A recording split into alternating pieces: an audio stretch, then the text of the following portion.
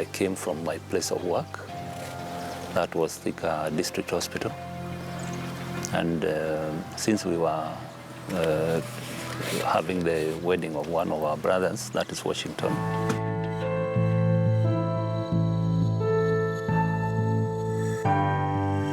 After 2 days, we went to the police station, to the deputy DCI's office. He showed us pictures of guys that they suspect. And then after all that wrong, it comes to be that they are the same people who are implicated in the case. How did he become suspicious of these people? Yeah, and then fail to investigate. Yeah.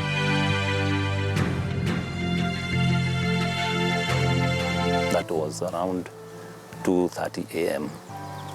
or so, because I can't remember the exact time. It's when I heard the mlipuko wa risasi.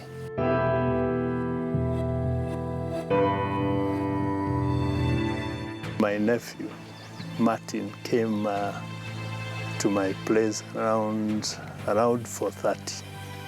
It's when he broke the news that my brother had been shot and he had passed on. It was meant to be a wedding party, but it turned into a mourning party. A husband and wife arrived home on the eve of the big day, but gangsters struck, leaving one of them dead. Here is case files, a wedding and funeral.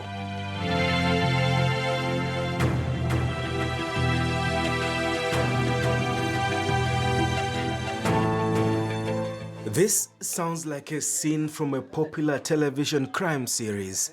A family is planning to see their son get married. On the eve of the wedding day, gangsters are planning to stage a daring robbery. The robbery takes place, leading to the killing of a man singled out as one of the maids for the wedding. The wedding takes place as the family plans to bury their own. On the 2nd day of May 2003, a 54-year-old father of 5, Paul Maina Njogu, and the wife Phyllis Ndunge Njogu, a police officer, leave Nairobi for their home in Nyeri. The two are joining the rest of the family members. Paul Maina's younger brother is planning to get married. The wedding, meant to take place at Micha village in the outskirts of Nyeri town, had seen several relatives and visitors arrive at the homestead of the Njogu family in Gatitu. I came from my place of work. That was Thika District Hospital. And since we were having the wedding of one of our brothers, that is Washington, we had to come, all of us. So I traveled from Thika that morning of Friday. I came and we went for some shopping because of the wedding with my brother Washington until evening. Michael was among the first family members to arrive home on the eve of the big day. His elder brother joined him hours later. We were joined by our late brother Paul, later in the evening. That is around 10 in the evening. We were with my other brothers and some other relatives and even friends, because we were incorporated in the arrangements. The groom, Washington Njogu, told Case Files he was the man playing host to his brothers and relatives moment before the unthinkable happened. I had arranged to have a wedding on 3rd of May 2003. And we had planned this wedding with my family, my brothers, and my extended family, plus my friends. It's around 2:30 a.m. or so, because I can't remember the exact time. It's when I heard the mlipuko wa risasi. That is, I had a bullet shot, and I heard the sound of my sister-in-law akipiga mayowe. My nephew, Martin, came to my place around 4:30. It's when he broke the news that my brother had been shot and he had passed on. And he's been sent to come for me so that we can go to the Provincial General Hospital so that I can go and view my brother's body. And commotion.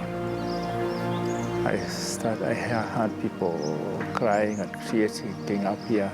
Then when I woke up, now I heard the gunshots. I woke up, I tried to visualize where it was coming from. Then all at once I heard that the noises were coming from up here. And that is when I learned to this place. By the time I arrived here, the dogs had already left. And I met these other brothers of mine and a few neighbors, now taking my brother to the vehicle. 3 brothers, living meters apart, rushed to the house of their eldest brother. Paul Maina Njogu had been shot and his badly shaken wife was still screaming by the time family members arrived.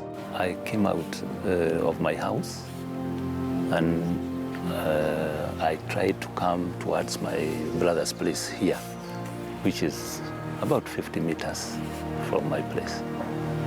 By then, this fence you are seeing here was not there. It was very small, so I could see through, though it was during the night and it was dark.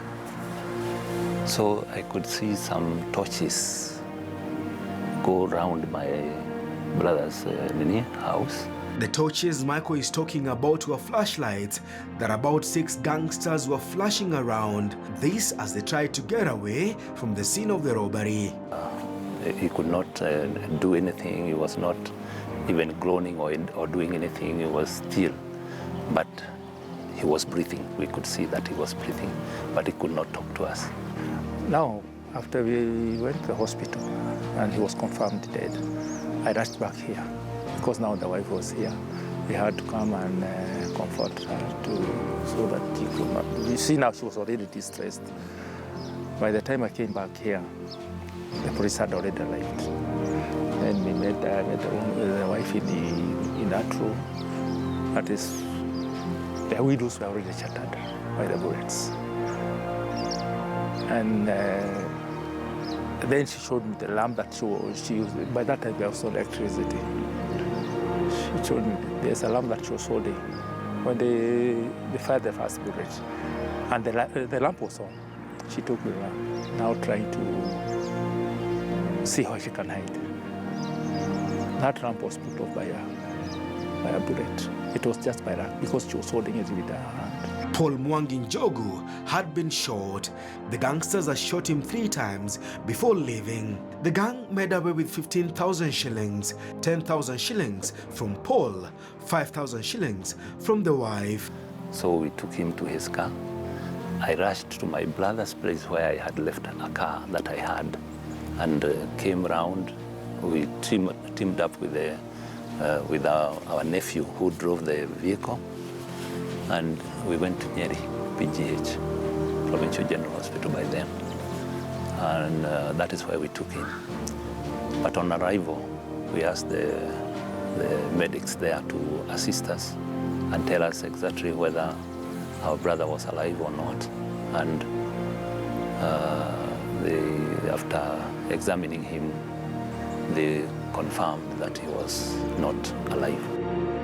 The family was staring at a murder and a wedding. On the eve of what looked like a promising wedding, the home of the Njogus had turned into mourning. Police investigators were among the first to arrive at the homestead that are now turned from a wedding party into a mourning period. Up to here, that is on that, right at that corner, is where there was a lot of blood. Meaning that maybe that guy stopped there for a bit. And then that blood came this way, and then they just went up to the road. Yeah. It will later emerge that one of the gang members had suffered a serious injury as the deceased Paul Mwangi tried to defend himself and the wife. The gang member had his wrist severed by a machete as he tried to gain entry into the couple's bedroom. On that fateful night, this is the time that they took the lamp and the punka.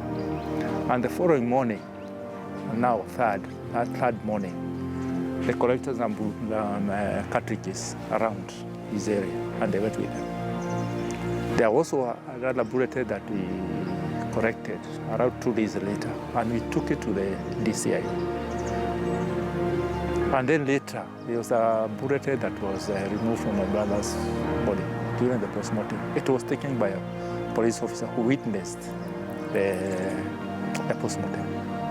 He was at home called Goki. I'm the one who drove him from jail police station together with the doctor, Dr. Nkomba, who did the postmortem. I took them to Mutoma. They did the postmortem. And a bulletin was removed from my brother's body. And the police officer took it as an exhibit. But after a few days, they said that they were all misplaced. The family, sensing police investigators were slow in investigating the robbery with violence, turned to one of the family members who was a police officer. It might have been a normal robbery, yes.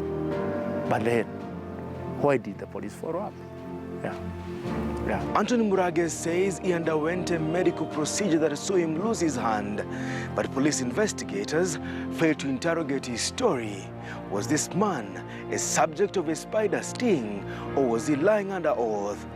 We take a short break.